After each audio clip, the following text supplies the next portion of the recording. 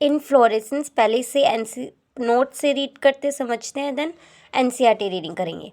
सो यहाँ पे क्या होता है, शूट एपिकल मेरिस्टेम दिख रहा है। मैंने बताया मेरिस्टेमेटिक सेल्स हम एनाटमी में और अच्छे से पढ़ेंगे। अभी के लिए समझ लो कि जो एक्टिवली डिवाइड करते हैं, ग्रोथ में हेल्प करते हैं प्लांट्स को। तो शूट के अपेक्स पे, शूट की अपाइसिस पे जो टिप होती है उस पर कुछ मेरिस्टेमेटिक सेल्स हैं। इन फ्लावर के केस में क्या होता है कि वो शूट है, अब यहाँ से एक फ्लोरिजन हार्मोन है जो लीफ में प्रेजेंट होता है। जब होगा प्लांट का टाइम आएगा कि अभी उसे फ्लावरिंग करनी है, जब उसका पीरियड आएगा फ्लावर प्रोड्यूस करने का, तो उस लीफ से वो फ्लोरिजन हार्मोन माइग्रेट कर जाएगा लीफ से शूट की तरफ। और उस शूट को वो हार्मोन, जैसे हमारी बॉडीज़ में कोई फिजियोलॉजिकल चेंजेस होते हैं तो वो हार्मोन्स रेगुलेट करते हैं ना, कि अब मेंस्ट्रुएशन होनी है तो हार्मोन्स इम्बैलेंस होता है, हार्मोन्स प्रोड्यूस होते हैं, तो उससे सब कुछ होता है। तो इसी तरीके से यहाँ से एक फ्लोरिजन हार्मोन जाएगा और वो शूट एपिकल मेरिस्टेम को बोलेगा कि वो फ्लोरल मेरिस्टेम में कन्वर्ट हो, जिसे हम फ्लोरल प्राइमोडियम भी कह सकते हैं। अब यहाँ पर बड बनेगी, देन उस बड से अब क्या होगा कि जो ये शूट ही थी ना जिसमें नोट्स थे, इंटरनोट्स थे, अब यही जो शूट एपिकल होएगी वो किस में कन्वर्ट हो जाएगी, फ्लोरल एक्सिस में। जैसे यहाँ पर अब जो ये इंटरनोट्स होते थे जो फैले वो अब कंडेंस हो जाएंगे और वो ऐसे थैलमस में दिख रहेंगे। ये इंटरनोट्स कनेक्ट हो गया, कंडेंस्ड हो गए, मतलब ये दो नोट्स है, इन दो नोट्स के बीच में ये इंटरनोड है। स्टेम होता है तो उसमें इंटरनोड बहुत इलोंगेट होता है, बट यहाँ पर क्या होगा, ये कंडेंस हो जाएगा और नोट से क्या निकलती है, लीफ निकलती है। बट अब फ्लावर के केस में जाएगा, इन नोट से नहीं डिफरेंट स्ट्रक्चर्स निकल जाएंगे लीफ की बजाय। जैसे ये हमारी पैडी सेल है, स्टोक है फ्लावर की, ये जो जिस स्टेम पे उग रहे हैं ये पिडंकल होती है, जो मतलब ये स्टेम है जिस पे फ्लावर लगा। और ये जो फ्लावर के हम जैसे किसको अगर हम फ्लावर देते तो उसकी जो पकड़ कर उसको तोड़ कर जिससे दे रहे हैं वो क्या, उसका पैडी सेल। और उससे अब ये नोड है, नोड से अब ये सेपल्स निकल रही है, पेटल्स निकल रहे हैं, एंड्रोशियम गाइनोशियम, ये सारे फ्लोरल अपेंडिजेस है जो नोड से निकल रहे हैं, जो लीफ का ही मॉडिफिकेशन है एक तरफ से, क्योंकि नोड से तो लीफ निकलता है। तो 4 वॉल्स होते हैं, यानी 4 ग्रुप्स होते हैं।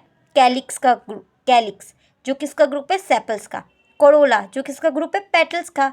जो सेपल्स जो नीचे ग्रीन कलर की एक छोटी छोटी पंखुड़ी टाइप दिखती है ना, वो क्या होती है, सेपल्स। और उसके ग्रुप को क्या बोल देते हैं, calyx.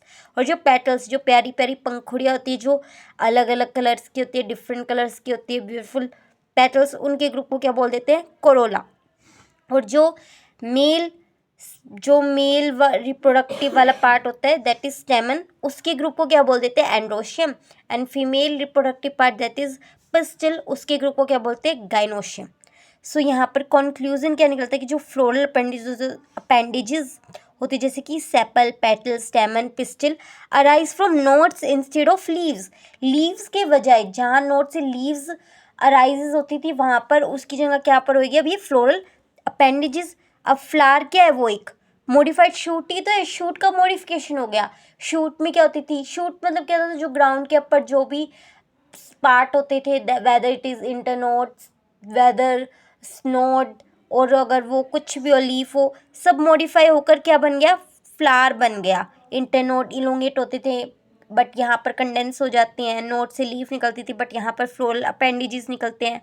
Internodes do not elongate, internodes elongate नहीं करती, इंटरनोड्स लेंथ में कैसे, तो एक्सिस कंडेंस हो जाती है। एक्सिस यानी यहाँ पर यही स्टेम को बोला है। तो इस तरीके से फ्लावर यही होता है। तो कुछ वो इतना डिफरेंट नहीं है कि बिल्कुल अलग ही कॉन्सेप्ट है, वही है, मॉडिफाइड शूट है एक फ्लावर। तो फ्लावर्स के अरेंजमेंट को उस फ्लोरल एक्सिस पे मैंने बताया ना, पिडंकल और पेडिसल क्या होता है, पिडंकल यानी वो जैसे अगर यहाँ पर ये ऐसी शूट स्टेम है, स्टेम पे ये फ्लावर्स उग रहे हैं तो वो पिडंकल हो गया। और वो फ्लावर की एक छोटी सी एक्सिस होती है, जैसे हम किसी को फ्लावर तोड़ कर दे रहे हैं, जिस एक्सिस को पकड़ कर, उसे पेडिसल बोलते हैं। तो फ्लावर्स की इसी अरेंजमेंट को फ्लोरल एक्सिस पे या फिर पिडंकल कह लो, उसे बोलते हैं इनफ्लोरेसेंस, जो कि 2 टाइप्स की होती है, that is racemose and cymose. इनका क्राइटेरिया क्या है, ये 2 टाइप्स का, कि फ्लावर एक्सिस है वो एक फ्लावर में टर्मिनेट हो रही है या नहीं हो रही, मतलब जो फ्लावर एक्सिस है लास्ट में, उसके फ्लावर एक्सिस के बिल्कुल टिप में अगर फ्लावर आ गया तो वो साइमोज हो गई। लेकिन जैसे अब इसमें ये रेसिमोज है, इसमें फ्लावर्स लिटरली निकल रहे हैं।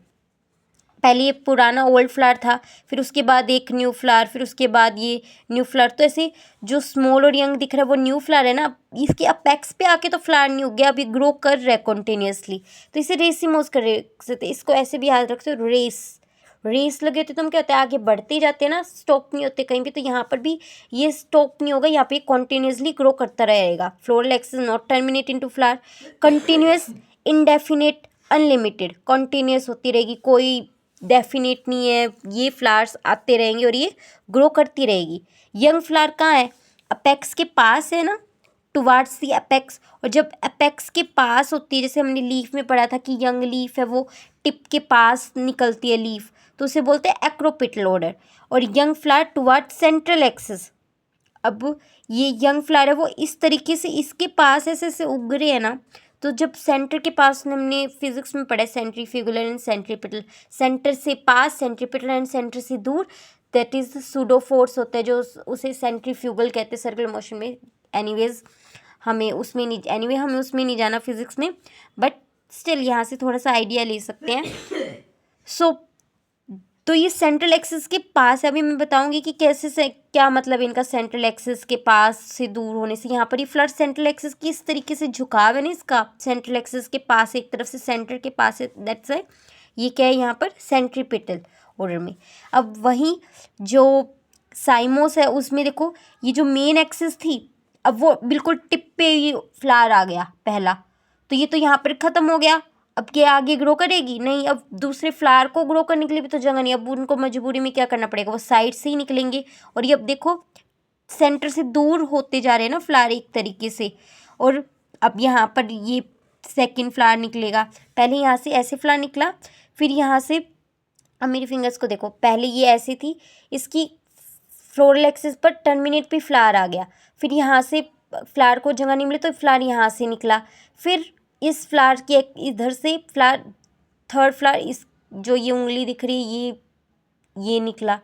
सो इस तरीके से फ्लावर, पहले ये सेकंड निकला, फिर यहाँ की इसकी लेटरल से थर्ड फ्लावर निकला। तो ये फ्लावर कहाँ पे, देखो यंग फ्लावर है वो बेस की तरफ आ रहा है ना, तो ये क्या हो गया, basipetal order. Terminate into flower, floral axis terminate into flower, discontinuous हो गई, डेफिनेट